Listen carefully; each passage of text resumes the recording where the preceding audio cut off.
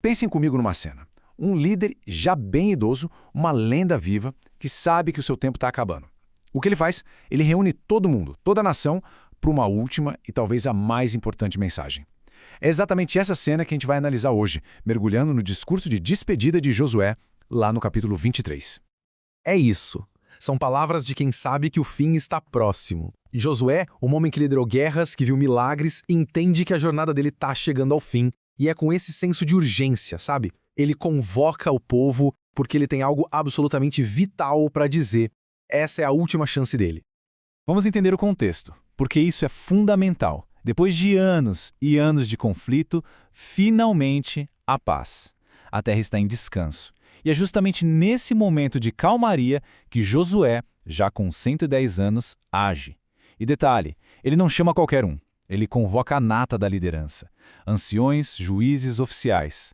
Basicamente, ele está passando bastão, e as pessoas certas precisam ouvir o que ele tem a dizer. Ok, então o plano aqui é bem direto. A gente vai ver como Josué, de forma muito inteligente, divide o discurso dele. Primeiro, ele estabelece a base, lembrando de onde eles vieram. Depois, ele joga o desafio do presente e, por fim, ele mostra a encruzilhada, a escolha que vai definir todo o futuro da nação. Vamos passar por cada um desses pontos. Vamos começar, então, entendendo a gravidade desse momento, porque isso aqui não é só um discurso, é muito mais do que isso. É que assim, não é um discurso pra massa, sabe? Ele foi cirúrgico. Ele chamou exatamente as pessoas que iriam tocar o barco depois que ele se fosse. Isso transforma tudo, não são só conselhos. É, na prática, um testamento, uma transferência oficial de responsabilidade tanto política quanto espiritual. E aqui a gente já pega a primeira sacada de mestre de Josué como líder. Ele não chega com uma lista de regras com faça isso, não faça aquilo. Não, ele começa contando uma história, relembrando a jornada que todos eles viveram juntos. Ele está criando uma conexão, uma base de memória e gratidão. O recado dele é basicamente o seguinte: olha, pessoal, não vamos nos iludir, tá? A gente precisa lembrar de uma coisa: vocês viram com os próprios olhos. Não foi a nossa força, não foi a nossa estratégia genial que venceu as batalhas. Ele está cravando na mente deles a ideia de que a vitória veio de outro lugar.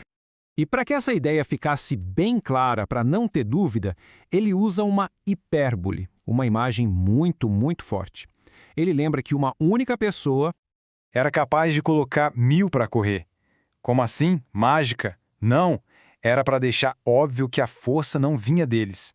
O fundamento de tudo, a base da nação, era a dependência e não a autoconfiança.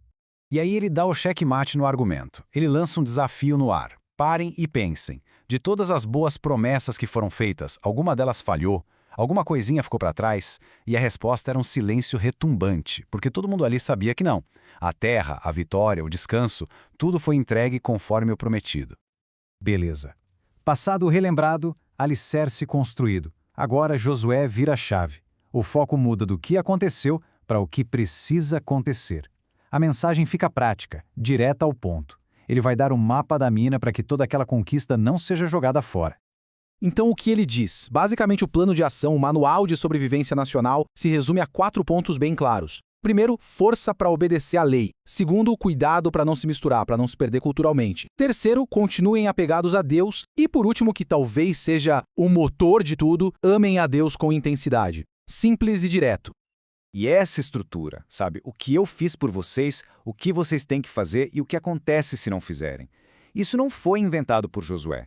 Na verdade, ele está usando um modelo que todo mundo ali conhecia muito bem, o formato dos tratados políticos da época, entre um rei poderoso, o suzerano, e um povo vassalo.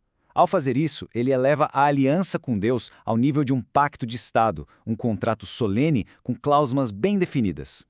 E é aqui que o discurso atinge o seu ponto mais alto, o clímax. Com a história relembrada e as regras do jogo estabelecidas, Josué escancara a escolha. São 2 caminhos, 2 futuros possíveis, e a bola está com eles.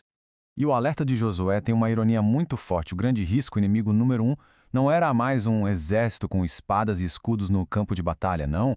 O perigo real era muito mais sutil, muito mais perigoso. Era a assimilação. Era se misturar com os outros povos a ponto de perder a própria identidade. A ameaça vinha de dentro. E olha, a escolha que ele coloca na mesa é brutalmente simples. Sem meio termo. De um lado, a fidelidade, que leva à bênção, à continuidade na terra. Do outro, a assimilação, que vira uma maldição. E a imagem que ele pinta aqui é, nossa, é de arrepiar, né? Ele diz que as nações que eles deixaram ficar se tornariam literalmente armadilhas que prendem, chicotes nas costas e espinhos nos olhos. Aquilo que era para ser uma bênção, a terra, acabaria se tornando a própria ruína deles. E o arremate final é de uma lógica que chega a ser assustadora. O raciocínio é o seguinte: vocês viram com os próprios olhos que Deus foi 100% fiel em cumprir cada promessa boa, certo?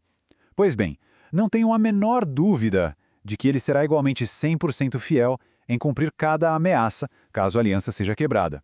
A fidelidade de Deus, ele está dizendo, é uma via de mão dupla. E assim, as palavras de Josué atravessam o tempo e chegam até nós, né? Elas nos deixam com uma reflexão profunda. Em que ou em quem a gente realmente confia? Quais são as influências, as nações vizinhas da nossa vida que, sem a gente perceber, podem estar nos fazendo perder o rumo? No fim das contas, essa escolha entre ser fiel a um propósito e se deixar assimilar pelo que está ao redor, bom, essa é uma escolha que continua muito atual.